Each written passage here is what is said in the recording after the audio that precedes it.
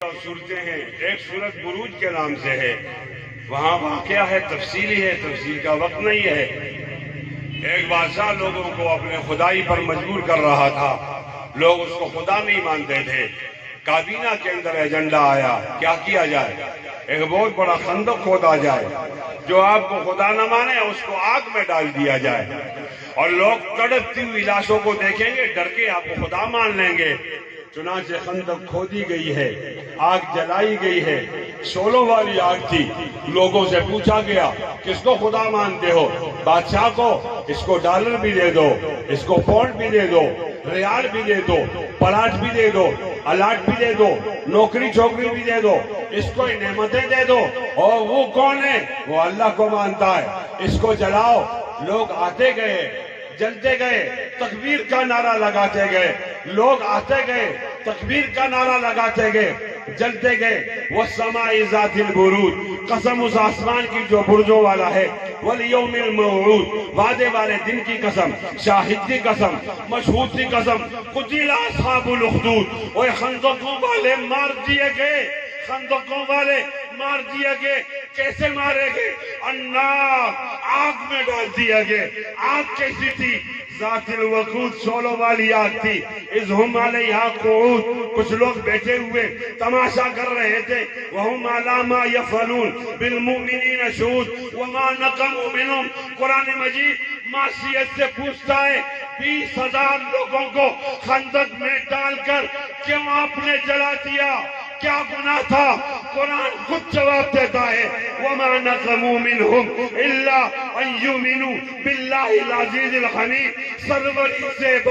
سروری زیبا فقط اس ذات پہ ہمتا کو ہے، سروری زیبا فقط اس ذات پہ ہمتا کو ہے۔ حکمراں ہے ایک وہی، باقی بتانے آزری۔ دیوبند کے بیٹو، آپ سے بتانے آزری والے سجدہ کروانا چاہتے ہیں، یہ آپ کا گناہ ہے۔ آپ سے اپنی خدائی منوانا چاہتے ہیں، اٹھیے، اپنی مظلومیت کو ترتیب دیجئے اور کہہ دیجئے دیوبند کا بیٹا کل بھی نہیں جھکا تھا، آج بھی نہیں جھکے گا، آنے والے کل بھی نہیں جھکے گا انشاءاللہ۔ تکبیر! المدد المدد المدد المدد المدد المدد! نعرہ تکبیر! سر بکف سر بلند، سر بکف سر بلند! شیر اسلام مفتی کفایت اللہ، شیر جمعیت حضرت مولانا مفتی کفایت اللہ، جمعیت علماء اسلام، جمعیت علماء اسلام! نعرہ تکبیر!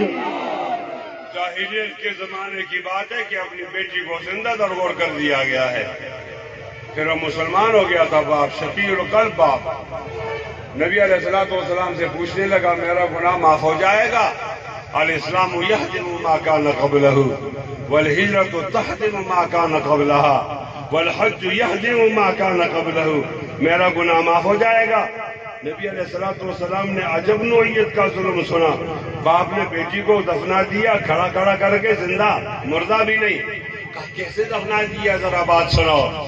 نبوت کے دربار میں ایک آدمی بات سنا رہا، نبوت کے آنکھوں سے آنسو بہ رہے، ماحول سوگوار ہے، مغموم ہے، بیٹی بیٹی ہوتی ہے پھول جیسی، اس کو زندہ درگور کر دیا۔ وہ بتا رہا تھا، سیر کی کتاب نے تفصیل سے لکھا ہے، میرے پاس تفصیل کا وقت نہیں، یہ طالب علم اختصار سے عرض کرے گا کہ جب میری بیٹی پیدا ہو گئی تو میں نے کہا اس کو کسی کو بیاہ کر کے نہیں دینا، یہ کسی کی بیوی اس کو نہیں دینا۔ وَإِذَا بُشِّرَ أَحَدُهُم بِالْأُنثَىٰ ظَلَّ وَجْهُهُ مُسْوَدًّا وَهُوَ كَظِيمٌ يَتَوَارَىٰ مِنَ الْقَوْمِ مِنْ سُوءِ مَا بُشِّرَ بِهِ أَيُمْسِكُهُ عَلَىٰ هُونٍ أَمْ يَدُسُّهُ فِي التُّرَابِ سَاءَ مَا يَحْكُمُونَ۔ ترجمہ کا موقع نہیں ہوگا، میں آگے جاتا ہوں۔ بیٹی بڑی ہو گئی ہے، اس کو نہلا دیا گیا ہے، اس کو کپڑے پہنا دیے گئے ہیں، بچی کے آنکھوں میں سرما لگا دیا گیا ہے، اس کے سر میں تیل لگا دیا گیا ہے، اس کو دلہن بنا دیا گیا ہے، باپ بیٹی کو لے گیا ہے، بہت دور جنگل میں لے گیا ہے، بیٹی کو بٹھا کر باپ نے وہاں ایک کنواں کھودنا شروع کیا۔ معصوم بچی پوچھنے لگی، ابا جان یہاں تو کوئی آبادی نہیں ہے، جنگل ہے، یہاں کنواں کھودنے کا کیا فائدہ ہوگا؟ کنواں تو آبادی کے پاس کھودتے تو اچھا ہوتا۔ بیٹی آپ کو نہیں معلوم، زبان حال سے یہ نہیں معلوم کہ یہ کنواں ہے یا کسی زندہ بچی کے قبر ہے، یہ نہیں معلوم۔ باپ کھودتا جا رہا، بیٹی جا کر اس کا ہاتھ بڑھاتی ہے، کبھی ہاتھ کو دباتی ہے، کبھی پاؤں کو دباتی ہے، کبھی پسینہ کو پوچھتی ہے۔ ابو آپ تھک گئے ہو، ابو آپ پریشان ہو گئے، میں آپ کے ساتھ مدد کروں گی۔ اس کے بعد ظالم باپ نے اس بیٹی کو وہاں کھڑا کر دیا ہے۔ بیٹی کہتی ہے، ابو آپ مذاق کرتے ہو، سنجیدہ مذاق کرتے ہو، کسی باپ نے بیٹی کو اس طرح کے گڑھے میں نہیں ڈالا، آپ بھی نہیں ڈالو گے، یا آپ مذاق کرتے ہو۔ تھوڑی دیر بعد اس کا باپ مٹی ڈالتا گیا۔ ایک موقع ایسا آیا کہ آپ بیٹی باہر نکلنا بھی چاہتی ہے تو نہیں نکل سکتی، وہاں مٹی زیادہ پڑ گئی ہے، تو بیٹی نے پوچھنا شروع کر دیا، ابو اگر میں بھوکی یہاں چھوڑ کے جا رہے ہو، مجھے بھوک لگی، روٹی کون دے گا؟ پیاس لگی، پانی کون دے گا؟ سردی لگی، بستر کون دے گا؟ رات کو شیر وغیرہ آئیں گے، درندہ آئیں گے، مجھے کون بچائے گا؟ میں جب چیخوں گی چلاؤں گی، یہاں تو آبادی نہیں ہے، آپ چلے جائیں گے، میری چیخ کو کون سنے گا؟ باپ باتوں سے نظر انداز کر کے مٹی ڈالتا رہا۔ سنو لوگو، ایک امانت لے کر آیا ہوں، آپ کے حوالے کر کے جا رہا ہوں، قیامت کے دن بتاؤں گا ربا میں اچھ آ گیا تھا، میں نے بتا دیا تھا کہ دیں سیر والے۔ ایک موقع ایسا آیا، یہ مٹی بچی کے منہ میں چلی گئی ہے، آواز بند ہو گئی ہے، اس کے بعد بیٹی کے رونے دھونے کی آواز نہیں آئی۔ سیر کی کتاب میں ایک جملہ لکھا ہے، وہ آخری الفاظ کیا تھے جو بچی نے بولے تھے، اس کے بعد وہ نہیں بول سکی۔ آخری الفاظ یہ تھے کہ جب سمجھی کہ اب باپ شکیل قلب ہے، ظلم کرنا چاہتا ہے، اس کا لہجہ تبدیل ہو گیا، اس کا رنگ تبدیل ہو گیا، آنکھیں تبدیل ہو گئی۔ آخر میں باپ سے پوچھا، اس کے بعد کوئی بات نہیں، کہ ابا جان اگر مجھے مارنا چاہتے ہو تو یہ تو بتاؤ میرا گناہ کیا ہے؟ اذا الشمس كورت واذا النجوم انكدرت واذا الجبال سيرت واذا العشار عطلت واذا الوحوش حشرت واذا البحار سجرت واذا الموءودة سئلت بأي ذنب قتلت۔ ہمارے شہر چلے آؤ، صدا برسات رہتی ہے، پاکستان چلے آؤ، صدا برسات رہتی ہے، کبھی بادل برستے ہیں، کبھی آنکھیں برستی ہیں، کبھی بادل برستے ہیں، کبھی آنکھیں برستی ہیں۔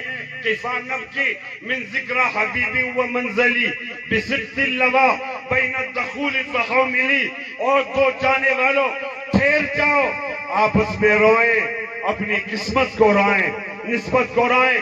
اور میرے ہم نشین چل کہیں اور چل، اس چمن میں ہمارا گزارا نہیں، بات پھولوں کی ہوتی تو سہ لیتے ہم، اب تو کانٹوں پہ بھی حق ہمارا نہیں۔ جب بھی آلے چمن کو ضرورت پڑی، خون ہم نے دیا، گردنیں بھی کٹی، پھر بھی کہتے ہم سے یہ اہل چمن، یہ چمن ہے ہمارا تمہارا نہیں۔ ہاتھ میری تباہی میں انہی کا تھا جن کو اپنا سمجھتا رہا، آج تک غیر تو غیر ہیں، غیر سے کیا گلا، میرا غیروں کی جانب اشارہ نہیں۔ تم ابھی آئے ہو، تم ابھی آئے ہو اور چلے جاؤ گے، کیسی اپنی طبیعت گوارا کرے۔ عمر بھر کا سہارا بنو تو بنو، دو گھڑی کا سہارا نہیں۔ جانے کس کی لگن، کس کی دل میں مگن، جا رہے ہو کہ مڑ کے بھی دیکھا نہیں۔ ہم نے آواز پہ تم کو آواز دی، پھر بھی کہتے ہو ہم کو پکارا نہیں۔ دل کو بہلاؤں کیسے، شبی ہجر میں دل بہلنے کا کوئی سہارا نہیں۔ رات بھی ڈل گئی، چاند بھی چھپ گیا، رات بھی ڈل گئی، چاند بھی چھپ گیا، آسمان پہ بھی کوئی ستارہ نہیں۔ میرا ذوق نظر مراد علماء دیوبند مراد جمعیت علماء اسلام، مراد ناموس صحابہ کے شہداء، مراد ناموس رسالت کے شہداء، مراد وہ بچے تڑپتے ہوئے بچے پشاور کے، مراد ڈاکٹر عادل خان، میرا ذوق نظر آزما لیجئے، میرا ذوق نظر آزما لیجئے، گھروں بجلی گرا لیجئے۔ میں بھی نکلا ہوں گھر سے یہی سوچ کر یا تو نظریں نہیں کوئی خاموش نہ رہے، ہاتھ بلند کر کے کھڑے ہو کر انشاءاللہ بولو میرا ذوق نظر آزما لیجئے، گھروں بجلی گرا لیجئے۔ میں بھی نکلا ہوں گھر سے یہی سوچ کر یا تو نظریں نہیں یا نظارہ نہیں، انشاءاللہ۔